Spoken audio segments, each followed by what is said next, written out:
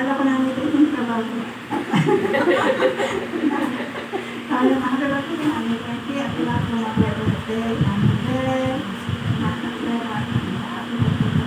salamat po kayo. And ako po, gusto ko magpasalamat kayo. Ang dami po kasi na itong class, and napapasalamat ko kay Lord sa patuloy na pagbibigay niya sa amin ng kalakasan, patuloy na pagbibigay kagalingan, sa kabila po ng mga pinagdadaanan ng nanay ko, sakit. Pero patuloy pa rin po siya doon po-provide na kanyang mga pangangailangan. And, gusto ko magpasalamat kay Lord sa buhay ko na kapatid ko. Parang ganun din po nangyari sa nanay ko na rin. Nanay ko ay kapatid ko naman po. And, no, last Tuesday po kasi na-accident po yung kapatid ko. And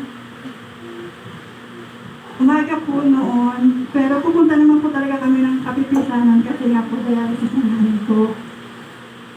Eh napaaga nga po na sobra kasi nga po yun, tumawag po sila sa amin na na-accident namin po yung kapatid kong bunso. Galing po siya ng company, siya po ay puyat, galing sa trabaho. And yun, aksidente siya, gawa daw po ng sa dami po niya nang iniisip na about na lang po sa nanay ko, parang nagblanko na po yung utak niya, nawala sa sarili niya. Biruin niya naman po na simula kapipisa, dapat siya ililiko yung motor niya ng kalipitan, hindi po siya nakaliko. Nagdire-diretso po siya hanggang sa 8. So imagine natin ang lalo na kalapin niya. Sobrang blanco ng utak niya, sobrang lalo ng iniisip niya.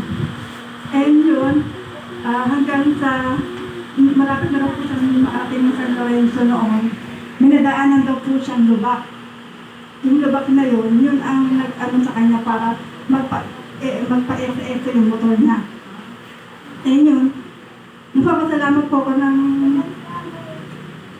sobra po yung pagpapasalamat namin sa Panginoon kasi noong time po na nangyari yun, wala po siyang kasalubong ng motor o wala siyang kasalubong ng anong nasakyan o wala man lang umubertek sa kanya para sa gilin siya.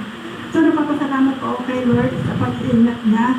Salamat po kay Lord dahil hindi na po pinabayaan ng kapatid ko. Sobrang nakakaano din po kasi salamat na lang din po kasi may tao doon sa likod niya na tricycle driver, yung po yung nagdala sa kapatid ko sa ospital. So papasalamat kami ng sobra dun sa tao na yun kasi naman siya, sabi nga namin, hindi man namin siya nakilala pero sabi namin, Lord, ikaw na yung bahalang gumawa ng balik ng kabutihan ng sa kapatid ko. And yun, pumunta nga po namin San Lorenzo, nakita po namin na puro bakbak po yung kapatid ko. Sukat dito, tapos in-explain niya po yung balikat na, balik po yung kaliwang balikat.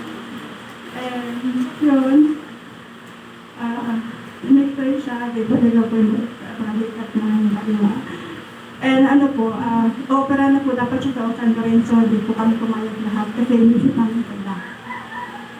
Kasi nga po yung nanay ko, hindi pa nga po tapos kasi naman pa nga po yung gustong ano yun, ito salamat po, kaya nag-decision po ang mga kapatid ko na ay ilipat sa Manila. And yun, ako ng Lord, nakapunta naman po siya ng Manila. And yun, pinabukasan, pinauwi po siya ng doktor. And bago po siya umuwi ng doktor, bago po siya umuwi ng galing Manila, dialysis po na time na rin ng nanay ko. Napapasalamat po ako kay Lord kasi alam niyo po ba nung na-hospital yung kapatid ko na accident siya. Oras po ng dialysis na nanay ko. Ano po, hindi ko po alam kung sino uunang ko kapatid ko. Hindi ko. Pero sabi naman nila natin, kaya ba iwanan ka namin kay Nana? So, hindi ko na po naisip kung maririnig yung doktor o yung nurse. Basta importante matama ko yung nanay ko kasi hindi naman po ako pwede na kasama ng mga kapatid ko sa Manila kasi mahirap pag ako kasama. Sabi ko, sige, kaya ko to, sabi ko doon. Ako din naman sila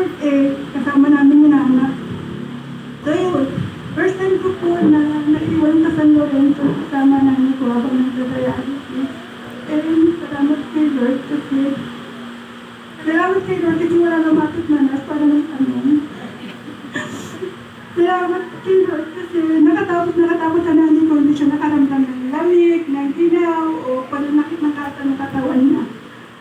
Salamat kay Lord dahil hindi na kami pinabayaan ng mga time na yun.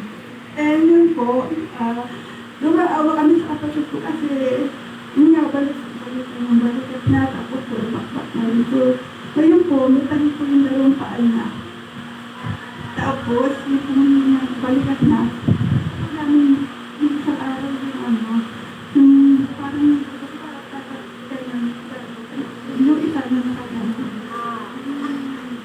Talagang and yun. Pero salamat sa Panginoon, purihin po natin ang Panginoon kasi nung time ng Tuesday na yun, nag-chat ako sa mga GC na pa-pray, and then may isa po sa intercessor na nagsabi sa akin kung anong kailan ang dapat kong gawin sa pag-pray. And nag-chat po sa akin si Ate Baby, Ate ko, pinagawa niya po sa akin yung kung talaga ano ba lumapa ka sa pag-pray. And first time ko pong gawin yun. Hindi ko na po, iniisip ko ano datapaan ko, ano sa bahay namin, ano mga kahapon na. Pero salamat sa Panginoon, yung ginawa ko po yun, after nun, sinagabihan, umaga, nag-chat po yung asawa na kapatid ko, okay na si Rose, yung parang, ibang malaki na pinagbago niya. Kasi nung nasa San Lorenzo po kami, halos hindi siya makagalaw.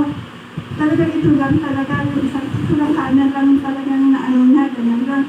Pero talagang lahat ng buong katawan, talagang parang hindi na maano talaga kasi sobrang sakit nga daw, ganyan. So salamat sa Panginoon kasi naobserbahan po namin ngayon na sa araw-araw na lumilipas, sa araw-araw na tumadaan, malaki po yung pinagbabago niya. So, yun nga lang, talagang sabi namin, aabutin talaga ng ng matagal talaga ang kagaya niya. Kasi talagang tahi yung dalawang paa. Tapos, dito, hanggang ilalim. Tapos yung tuhod niya, tapos yung kalawang kamay niya. So, napapasalamat ko ako ng maraming sa Panginoon dahil hindi niya po pinabayaan ng kapatid ko. Hindi niya po inayaan na nawawala yung kapatid ko sa amin. Sobrang thank you po kay Lord sa buhay ng kapatid ko. Sobrang thank you po kay Lord sa buhay ng nanay ko. Maging sa buhay po ng bawat isa sa atin. Ako pinagpapasalamat sa Panginoon.